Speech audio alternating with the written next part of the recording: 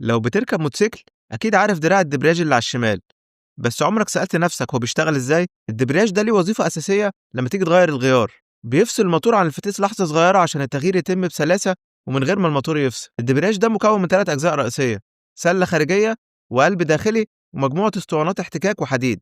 السلة الخارجية دي متوصلة بالموتور، القلب الداخلي رايح للفتيس، وفي الوضع الطبيعي وانت ماشي الاتنين بيلفوا مع بعض عشان الاسطوانات تبقى ضغط عليهم وموصلة الحركة. نقل القوة بيتم عن طريق الاحتكاك بين الاسطوانات.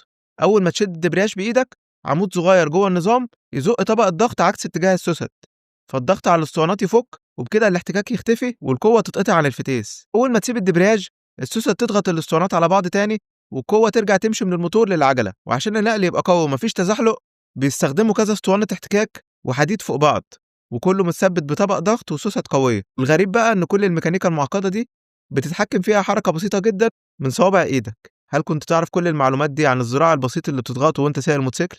وأخيرا لو عجبك الفيديو اضغط لايك وشير وتابعني وانتظر المزيد. شكرا.